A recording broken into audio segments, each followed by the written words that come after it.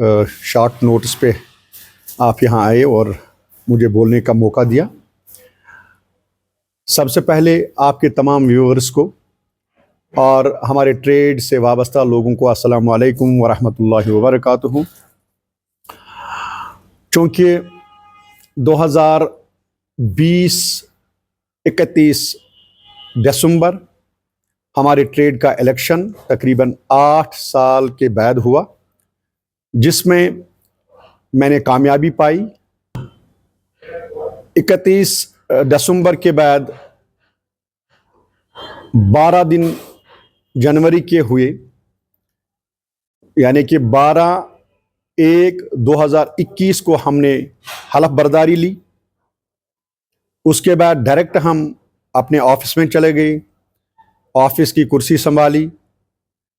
5 दिन के बाद हमने एक कमेटी तश्कील दी बाज़ाब्ता तौर, और हमने काम काज संभाला और तमाम जो मसाइल हैं उनको देखे। जो भी ट्रेड से वाबस्ता इश्यूज़ थे उनको डिस्कस किया, उन पे काम करना शुरू कर दिया। लेकिन बदकिस्मती से 1 महीने में ही कोविड-19 का आगाज़ हुआ, जो 1 साल और 6 महीने तक चलता रहा, जो हमारे लिए बहुत ही क्रूशियल फेज रहा। पकड़ दकड़, ह्यू एंड क्राई, हर तरफ से हाहाकार मची हुई थी। बाजार बंद हुए, ट्रांसपोर्ट बंद हुआ। हमने बहुत कोशिश की, हमने एक रेजोल्यूशन पास किया, डिसीजन ले लिया, एडमिनिस्ट्रेशन के साथ बात की। हमने कहा कि हम बाजार को लेफ्ट एंड राइट के तर्ज पे खोलने की कोशिश करेंगे, जिसमें एडमिनिस्ट्रेशन ने भी साथ दिया और हम उसमें जो इफेक्टिव भी रहा और सक्सेसफुल भी हम हो गए। हमने ये 1 साल और 6 महीने तक चलाया। इसके बावजूद भी वायलेशन होती रही। वायलेशन में जो कि डिजास्टर मैनेजमेंट एक्ट के तहत जो वायलेशन होती थी, उसमें FIRs लगते थे। हमारे ट्रेड में 150 से जायद जो शॉपकीपर्स हैं उनको वायलेशन में पाया गया। लेकिन अल्हम्दुलिल्लाह हमने एडमिनिस्ट्रेशन के साथ बात की, पुलिस एडमिनिस्ट्रेशन के साथ बात की, जिसमें हमारे द देन SSP युगल मनहास सर और DSP राशिद साहब, द देन SHO जो हमारे टेनवर में रहे, उनमें मोहम्मद अशरफ भट्ट साहिब, वसीम बड्डू साहिब और स्पेशली रफ़ीक लोन साहिब, साथ साथ में DO समीर साहिब, जिन्होंने हमें कोऑपरेट किया। और हमारे सिर्फ 3 बंदे जो हैं जो हमें ट्रेस आउट नहीं हुए, वो कौन हैं? उस 150 में उन 3 बंदों को पर्चा लगा, बाकी सारे जो हैं पर्चे से बच गए।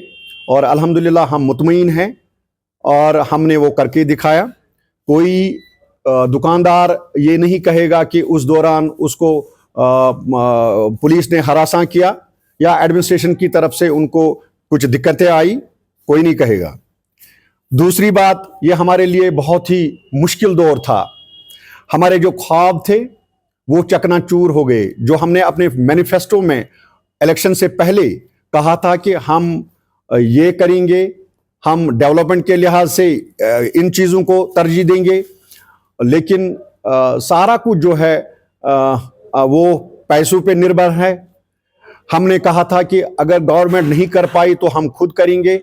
यहाँ पे टॉयलेट ब्लॉक्स की हमने आइडेंटिफाई किया था जगह, वहाँ पे बनाने की। हमने लाइटें लगानी थी, हमने कहा था कि हम खुद लगाएंगे अगर गवर्नमेंट नहीं लगा पाई। हमने डस्टबिन उसका कहा था हम खुद लगाएंगे, लेकिन उसके लिए पैसों की जरूरत है। गवर्नमेंट हमें फंडिंग नहीं कर रही है, ऐसा कुछ नहीं है। और हमें हमने एक प्रोग्राम बनाया था और उस सिलसिले में हमने एक रेजोल्यूशन पास किया था। हमने दुकानदारों की एक कैटेगरी खड़ी की थी। कुछ दुकानदारों को हमने 1000 पर मंथ रखा था उस कैटेगरी में, कुछ को 500 के कैटेगरी में रखा था पर मंथ, कुछ को 100 के कैटेगरी में रखा था पर मंथ, कुछ को 50 के कैटेगरी में रखा था, जो एक बड़ा अमाउंट बन जाता। क्योंकि हमारे पास उस वक्त अप्रोक्सीमेटली एक टेंटेटिव जो इस नंबरिंग थी वो 4000 प्लस दुकानदार थे। लेकिन हमने इनको कैटेगराइज करके हमने ये सोचा था कि हमारे पास कम से कम 50 से 60 लाख रुपए जमा होंगे और हम कुछ कर पाएंगे, या उसके बाद उस जमाशुदा रकम से हम किसी दुकानदार की हेल्प कर सकते थे। जिस तरह अगर कोई किसी को कमजोरी आ जाती है अपने बिजनेस में, या कहीं पे आग लग जाती है, वो आग के लपेट में आकर उसका माल सारा कुछ या दुकान जलकर राख हो जाता था और उसको उसके पास उतनी रकम नहीं होती थी कि वो फिर से अपना जो कारोबार है शुरू कर पाता। हमने इन चीज़ों को मद्देनजर रखते हमने कहा था कि हम लाइटें लगाएंगे हर गली में, हर नुक्कड़ पे। लेकिन वो जो ख्वाब थे वो हमारे चकनाचूर हो गए थे। हमने ये भी कहा था कि हम एक ऑफिस बनाएंगे, हम कहीं पे गवर्नमेंट से ज़मीन 3 मरला या 4 मरला ले लेंगे और रेंटल बेसिस।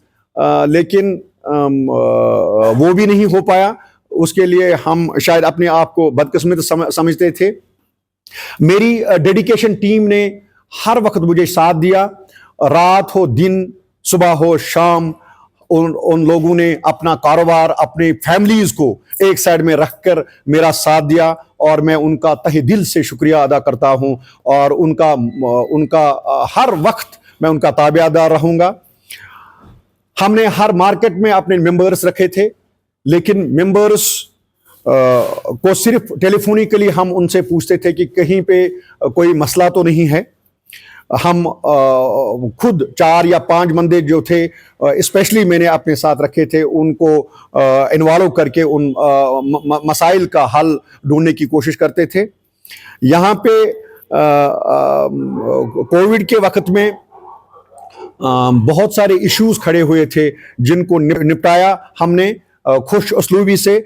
हमने 8 साल के मुद्दत में जो इश्यूज मालिक की दुकान और किराएदार के दरमियान थे, उनको तकरीबन 50 इश्यूज ऐसे थे जिनको हमने निपटाया। हमारी ईमानदारी, हमारी डेडिकेशन ने बहुत साथ दिया और हम कामयाब हो गए। कुछ मसले जो हैं वो रह गए जिनमें हम कामयाब नहीं हुए, और जो सब जुडिशस हो गए, जो अदालत में चले गए, वहाँ पे हम बेबस थे और हम वहाँ पे कुछ कर नहीं पाए, क्योंकि हर एक का अपना अपना राइट होता है।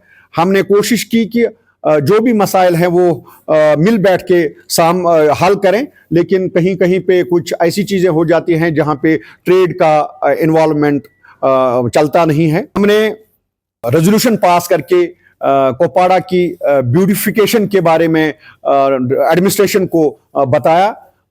जहाँ पे ड्रेन की ज़रूरत थी वो उन चीज़ों के लिए बताया, जहाँ पे पटरी की ज़रूरत है उन चीज़ों के लिए बताया, जहाँ पे पावर रेस्टोरेशन की बात थी उन एडमिनिस्ट्रेशन तक पहुँचा दिया। और अल्हम्दुलिल्लाह ड्रेनेज सिस्टम ऑलमोस्ट 90% हो गया है। ये मेरे दुकानदार भाई भी बोल सकते हैं। कुछ चीज़ें, कुछ 2-3 जगहें जो हैं वो रह गई हैं, लेकिन मैंने उनसे उस वक्त भी कहा और आज भी कह रहा हूं कि वो काम होंगे और इंशाल्लाह पैसा है, बहुत पैसा है, वो काम किसी भी सूरत में हो जाएगा। इसमें थोड़ा सा टाइम लग जाता है। ये गवर्नमेंट के पास सारा पैसा एक ही साथ में नहीं होता है, या कहीं कहीं पे ठेकेदार की गफलतशारी की वजह से इसमें टाइम लग जाता है। टेंडरिंग हो गई है। जिस तरह से रिगीपोरा अड्डे में 3 जगह हैं, इंडस्ट्री साइड में या अड्डे में, या बहीपोरा रोड जो है अलोंग द रोड, उसकी ड्रेनेज करनी है। ये चीजें होंगी। टाइल पाथ्स आप देखोगे, टाइल पाथ्स नए तर्ज के होंगे इंशाल्लाह। पैसा अवेलेबल है, मार्च में टेंडरिंग होगी उसकी, और आप देखोगे कि किस तरह से बाजार जो है वो चमकेगा। लाइटें और लग जाएंगी, पहले भी लगी, मेरे वक्त में भी लगी, और डस्टबिन जो है वो हर जगह पे, हर नुक्कड़ पे लग गई। लेकिन ये हमारी बदकिस्मती है, हमारी सोसाइटी इस तरह काम नहीं कर रही है, इस तरह से उनका सोच नहीं है। मैं 10 दिन के बाद देखता हूं कि हर जो डस्टबिन था वो वहां से गायब था, और मैंने ही शायद एडमिनिस्ट्रेशन को बताया कि अब मत लगाओ, क्योंकि ये जाया हो जाता है, ये पैसा जो है वो जाया हो जाता है। हमने हुपर्स यहाँ पे गवर्नमेंट को मिले, हमने भी कहीं कहीं पे उसकी बात की। हमने कहा कि फौरी तौर उनको काम पे लगाएं, और उन्होंने लगाए। आज बहुत कम ये जो सॉलिड वेस्ट है या गंद गलाजत है वो देखने को मिल रही है, बहुत कम। चूंकि उसमें एक चीज मैं ऐड करूं कि यहाँ पे डंपिंग यार्ड बनाया गया था, रिगीपोरा अड्डा जो अंडर डेवलप्ड है, उसके लिए हमने गवर्नमेंट को भी बहुत बार लिखा और गवर्नर साहब से भी मिले, लेकिन अल्हम्दुलिल्लाह हम कामयाब हो गए। हाँ, एडमिनिस्ट्रेशन भी कामयाब हो गई। द्रोगमुल्ला में उसके लिए जगह आइडेंटिफाई कर दी गई थी, और वो उसका जो शेड वगैरह है, यानी कि सिविल वर्क जो है वो कंप्लीट हो चुका है। अब सिर्फ मशीनरी आनी बाकी है, जिसमें इस वेस्ट का प्रॉपर डिस्पोजल होगा, साइंटिफिक डिस्पोजल होगा, किसी को किसी किस्म की दिक्कत पेश नहीं आएगी। और मुझे लग रहा है कि इस साल या जो आने वाला साल है उसमें वो मशीनरी जो है वो इंस्टॉल होंगी, और यहाँ पे कहीं पे आपको अब गंदगी नजर नहीं आएगी। मैं इस वक्त इस हवाले से अभी आपके माध्यम से हर एक ट्रेडर को एक दरख्वास्त करता हूं कि ये जो पॉलीथीन है इसको खुदारा बंद करें, ये ना लें। जो कोई भी इस ट्रेड में मुलवस हैं वो उनसे कहें कि नहीं, अब ये हमारे लिए मुज़िर बन गई है, अब ये हमारे लिए बहुत ही भयानक सूरत हाल इख्तियार कर सकता है। और मैं हाथ जोड़कर उनसे अपील करूंगा कि इस बिद्दत को, इस कुपवाड़ा से ख़त्म करें। जिस तरह लेह और लद्दाख में हर कोई कहता है कि वहाँ पे साफ सुथरे मार्केट होते हैं, क्योंकि सबसे अहम जो गंदगी फैलाने में जिसका रोल है वो है ये पॉलीथीन, और जिससे हमारे मार्केट जो है वो साफ सुथरे रहेंगे। तीसरा, हमने ट्रेड बोर्ड के बारे में कहा था कि कुछ लोगों ने उस वक्त भी इसरार किया था इलेक्शन से पहले कि बोर्ड आप नए तर्ज का बना दें, नए मेंबर्स लाएं। हमने बहुत कोशिश की, हमारे पास हम एक डॉक्यूमेंट आपको दिखाएंगे। बदकिस्मती से मैं अचानक ये हो गया, क्योंकि हमने सोचा कि आज 30 है और कल वोटिंग है, वरना हम सारा कुछ ले आते। तो हमने उस वक्त भी एक मीटिंग बुलाई, जिस मीटिंग में हमने ये तय पाया, हमने एक रेजोल्यूशन पास की कि बोर्ड के जो मेंबर्स हैं उनको हटा के दूसरी कमेटी जो है कॉन्स्टिट्यूट करेंगे, जिससे शफाफियत हो सकती है, या लोगों को ऐसा लगेगा कि नहीं, जो इसने वादे किए थे वो पूरे हो रहे हैं। हमने बहुत सारे जो यहाँ पे ताजर बरादरी के अहम शख्सियात हैं उनसे मिले। हमने कहा कि आप बोर्ड में मेंबर रहें, लेकिन किसी ने माकूल जवाब नहीं दिया, और हम बेबस हो गए। हमने कहा कि जूं का तूं रखेंगे, जैसा चल रहा है वैसा चलने दें। तरह जिस वक्त मैंने आरिज संभाला trade as a president trade federation, उस वक्त चोरी के वाक़ात उरूज पे थे। पहले महीने में, मेरे ही पहले महीने में 2-4 चोरियां हुई थी, लेकिन हमारी टीम ने एक हौसलामंदी का मुजाहरा करते हुए रात भर चौकीदार बन के आपके हमारे ट्रेडर्स के दुकानदारों की चौकीदारी की, हिफाजत की। हम रात भर निगरानी करते रहे 4 बजे तक। 3 बजे तक पुलिस को साथ लेके हर गली में, हर कोचे में घूमे और तब जाके हमने बहुत सारे चोरों को पकड़ा, उनसे माल बरामद करके उन दुकानदारों को जहां वापस कर दिया जहां जिनसे उन्होंने चोरी करके लिया था। हम उसके बाद सिंगल चोरी का केस आप नहीं पाओगे, कहीं पे भी कोई शिकायत नहीं आएगी कि यहाँ पे उसके बाद चोरी हो गई। मैंने एसएसपी साहब से उस वक्त मौदमाना अपील की थी कि कुछ चेंजेस करनी है और उस एसएसपी साहब, द देन एसएसपी साहब युगल मनाज सर ने मेरी बात मानी। वो हमें बहुत एहतराम और इज्जत दे रहे थे। उसके बाद एसएचओ साहब या सदर थाना रफीक साहब ने बहुत कोऑपरेट किया। उसने हर वो कोशिश की जिससे हमारा मार्केट जो है वो महफूज रहा और हमने चोरी के बड़े बड़े जो केसेस थे हमने खुद सॉल्व किए। उसके बाद 1-2 महीने के बाद कोई हमारे बाजार में कोई चोरी नहीं हुई। यहाँ पे आग के 2 या 3 वाक़ात हो गए। एक किसी दुकानदार ने खुद दिया था, लेकिन मैंने कोई कंप्रोमाइज नहीं किया। मैंने कहा कि इसके खिलाफ पर्चा दे दो। उसका पर्चा हो गया, लेकिन फिर इफ़ाम तफ़हीम से उसको भी उस पर्चे से निकाला। ड्रग पेडलर्स जिनमें हैं वो भी चोरियां करते थे। ड्रग पेडलर्स का नाम ही नहीं रहा मेरे टेन्योर में। मैंने कहा कि कोई भी नाराज होने दो, लेकिन हमारा मार्केट जो है वो हम मुहाफिज बने हुए हैं और हम कोई भी कंप्रोमाइज करने के लिए तैयार नहीं है। इस वक्त कोई भी बंदा ये नहीं कहेगा कि शौकत मसूदी के टेन्योर में किसी को कहीं पे कोई पैसा देना पड़ा, वो कोई नहीं बोलेगा। अगर कोई है तो मेरे सामने लाइए। हाँ, ये भी हो सकता है कि मेरे बगैर किसी ने कोई रास्ता ढूंढा हो, उसमें मैं जिम्मेदार नहीं हूं। दूसरा कि यहाँ पे वाटर सप्लाई की प्रॉब्लम कहीं कहीं पे थी, खासकर जनरल बस स्टैंड में। वहां पे हमने ट्यूबवेल एक था, वहां पे हमने 4 प्लम्बर्स को लाया। वो बहुत मुश्किल था, उनको डिप्यूट करके उसको मरम्मत करके उसको इस काबिल बनाया कि वहां से फिर लोग जो हैं, वो दुकानदार जो हैं, वो पानी ले सकते थे। जांगली कुपवाड़ा में जो हमारा एक और मार्केट सेगमेंट है, वहां पे एक ट्यूबवेल खराब हुआ था। बेसिकली वो किसी माल की दुकान ने, माल की बिल्डिंग ने बंद करके रखा था। मैंने कहा कि ऐसा नहीं है, ये गवर्नमेंट का पैसा है और मैं ऐसा करने नहीं दे दूंगा, क्योंकि ये जमीन आपकी है, उसमें कोई शक नहीं है, लेकिन आपने, ये सरकारी पैसा है, ये लोगों का पैसा है और इसमें आपने एक एफिडेविट लिख के दिया होगा कि मेरे ज़मीन में लगाओ, ताकि मुझे कोई परेशानी नहीं है, मुझे कोई दिक्कत नहीं है, नो ऑब्जेक्शन है अगर कोई यहाँ से पानी ले जाए। तो उसको ठीक करके वो भी इस काबिल बना दिया, उसको भी इस काबिल बना दिया कि वो पानी वहाँ से लोग ले जाने लगे।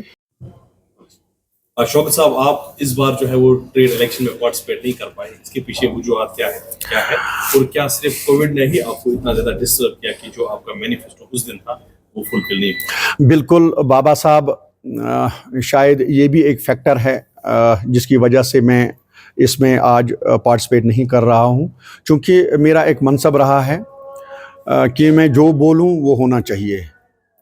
और मैं शायद कहीं कहीं पे बदकिस्मती से कोविड के आने की वजह से हम कहीं पे नाकाम हुए। जो हमारे ख्वाब थे, जो हमारे मैनिफेस्टो में चीज़ें हमने बताई थी, उनको पूरा नहीं कर पाए। यहाँ पे हमने कुछ लोग कहते हैं कि यहाँ पे लेबोरेटरी ब्लॉक्स नहीं बने, बैतुल खुला नहीं बने। बैतुल खुला का मैं कहूँ कि 2 जगहों पे बन गए हैं। तीसरी जगह हमारे जो पब्लिक पार्क जो है, जिसको आप पार्किंग स्लॉट कहते हैं, उसमें भी हमने रखा है, उसकी अलॉटमेंट हो चुकी है, उसमें काम भी लगना था, लेकिन कुछ दुकानदारों की मुदाखलत की वजह से और कुछ स्टे आने की वजह से वो रुका पड़ा है। वो भी सैंक्शन हो चुका है। ये बताइए कि जो पर्सनल लाइफ है आपकी, शायद वो भी डिस्टर्ब। बिल्कुल वो वहां पे ही मैं आ जाऊंगा। मेरी पर्सनल लाइफ जो थी वो पूरी तरह डिस्टर्ब हो गई। मैंने अपनी बिजनेस को स्टॉप कर दिया। इन 3 साल में मैंने कोई बिजनेस नहीं की। मैं दिन रात पूरे 24 घंटे मैंने अपने दुकानदार भाइयों के लिए सर्व किए, आज कोई माने या ना माने। लेकिन लेकिन कह रहे हैं कि अब जो है वो पॉलिटिक्स में शौकत साहब आए हैं, आज एक पॉलिटिकल लीडर है, इसीलिए आप इस पार्टिसिपेट नहीं नहीं किया। नहीं, पॉलिटिकल यहाँ पे कौन पॉलिटिक्स के साथ वाबस्तगी नहीं रखता। यहाँ पे सारे जो लोग हैं, जो हमारे जो इस वक्त के कैंडिडेट्स भी हैं, वो भी पॉलिटिक्स से, वो भी सियासत में कूद पड़े हैं, चाहे छोटी लेवल पे या बड़े लेवल पे। जब आप प्रेसिडेंट साहिब थे, क्या आपने कभी सियासत नहीं की या आपने बिल्कुल सियासत को अलग किया? बिल्कुल, इसमें मेरा खुदा गवाह है। मैंने किसी को उस टाइम भी अपने जो कैंपेनिंग थी उसमें भी किसी को इन्वॉल्व नहीं किया। मैंने किसी दोस्त को ये नहीं कहा कि आप फलानी जगह पे जाओ, फलानी दुकानदार के पास जाओ, वहां पे उसको वोट, मेरे लिए वोट मांगो। ऐसी बात ही नहीं है और कोई ये साबित करके नहीं दे देगा। सियासत को छोड़ के, सियासत तो दूर की बात है, मेरा एक मनसब होता है, मैं जो बोलूं वो करूं। कल इलेक्शंस यहाँ हो रहे हैं, तो क्या कुछ अपील रहेगी तमाम ट्रेडर्स से?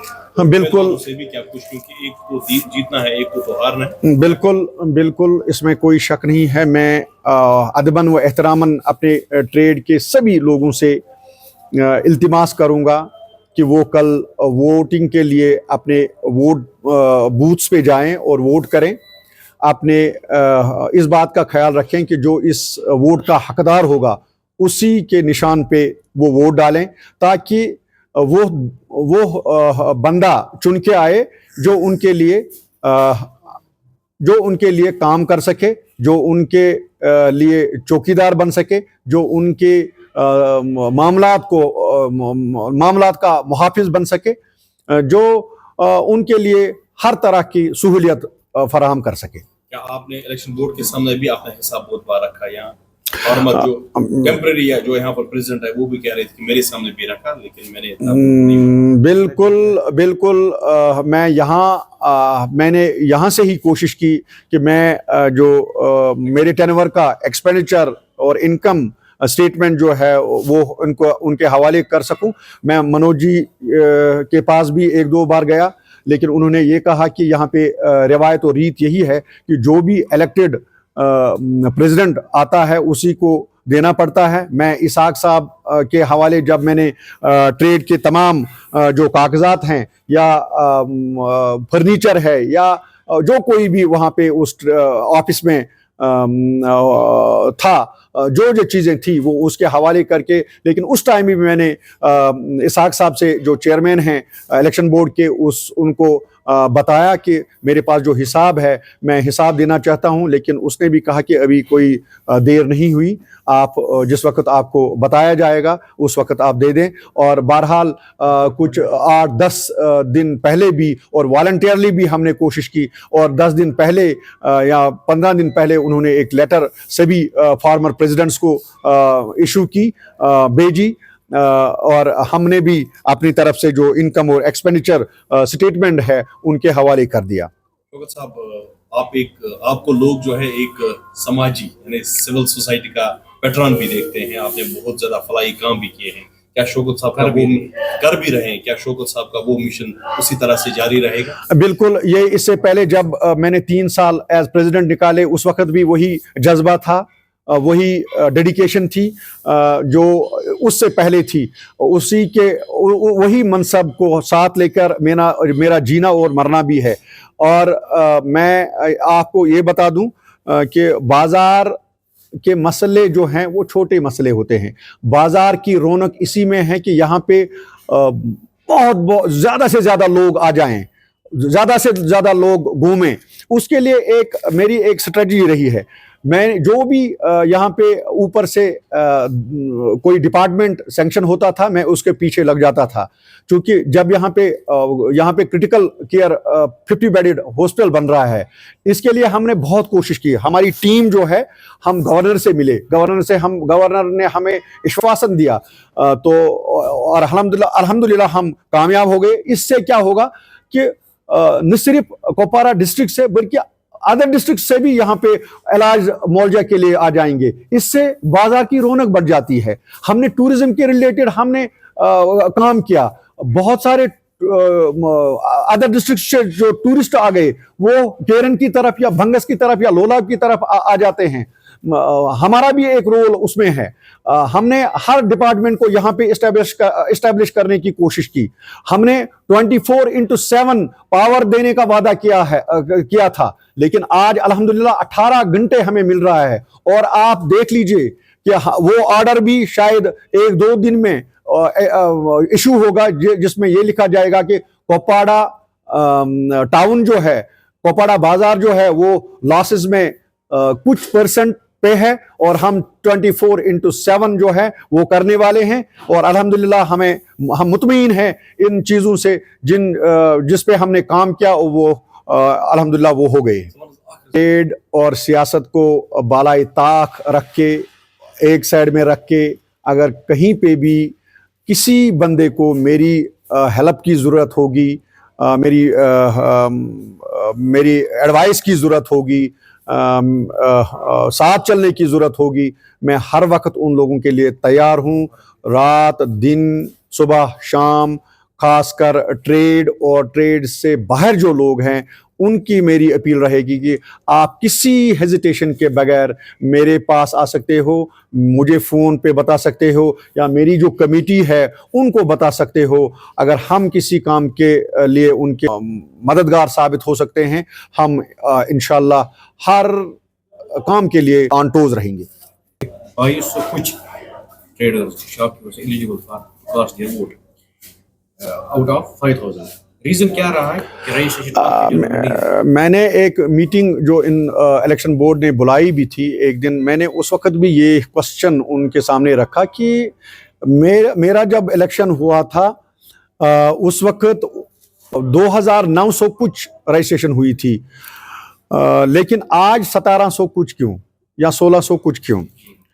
लेकिन उन्होंने उस टाइम भी ये कहा कि हमने गाड़ी भी निकाली अनाउंसमेंट के लिए, और हमारे सेगमेंट मेंबर्स जो चुन लिए थे उन्होंने भी वो भी दुकानदारों के पास गए थे। लेकिन एक डिसइंटरेस्ट मैंने देखा अपने ट्रेडर्स में, कि बहुत सारे ट्रेडर्स जो अभी भी हैं वो ये भी कह रहे हैं कि हम वोट नहीं डालेंगे, लेकिन मेरी गुजारिश रहेगी कि उनको कि ऐसा नहीं करना है, वोट कल देना है, वोट ज़रूरी है उनके लिए।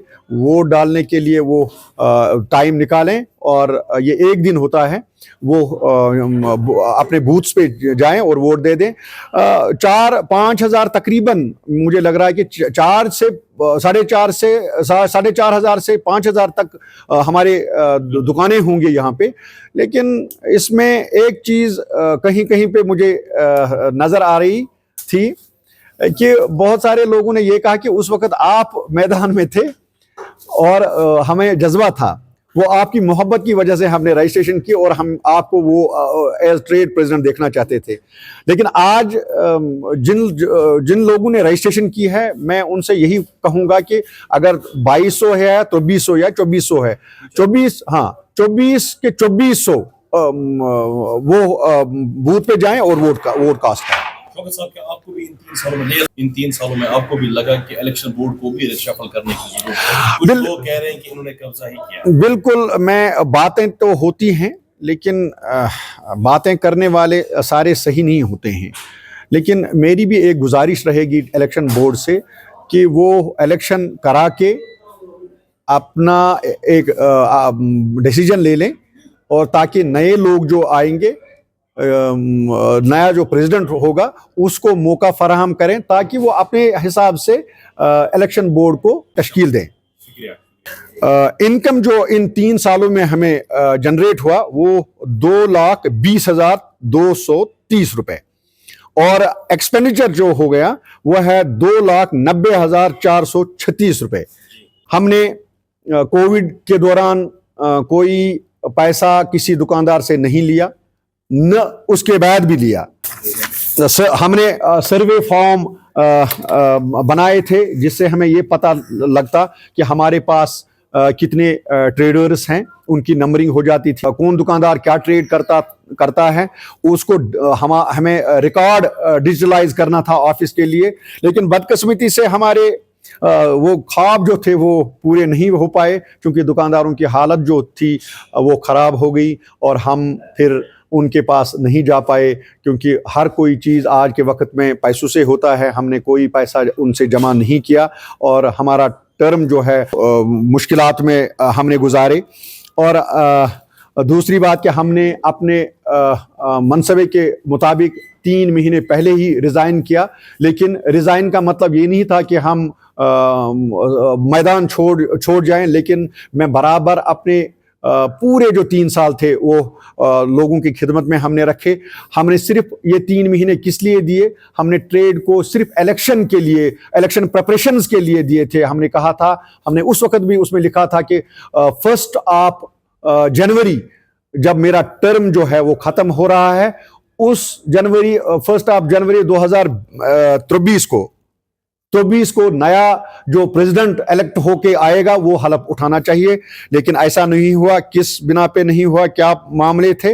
आज जिन लोगों ने रजिस्ट्रेशन की है, मैं उनसे यही कहूंगा कि अगर 2200 है तो 2000 या 2400 है, 24 के 2400 वो बूथ पे जाएं और वोट कास्ट करें।